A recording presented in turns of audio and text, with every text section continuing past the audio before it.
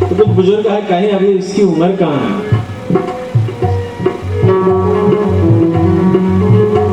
अभी उम्र कहाँ है भैया? उम्र किसकी कब पूरी हो जाए कौन जानता है।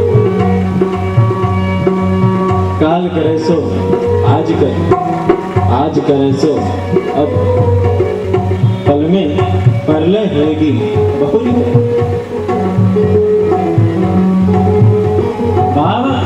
चलो सोच लिया कि तुम्हारा जीवन 65, 70, 80, 90, 100 साल का है, दीर्घायु। एक जगह कथा चल रही थी, बड़े अच्छे हमारे राष्ट्र के बहुत अच्छे विद्वान हैं, भागवत कर रहे थे। जो जजमान थे 7 दिन में उन्होंने लगभग 70 बार उसको कहा कि तू याद कर, तू 7 दिन में ही मरेगा। इतना जब भी कथा होती, प्रसंग आता तो कहते इतना ध्यान रखना कि तू 7 दिन में ही मरेगा।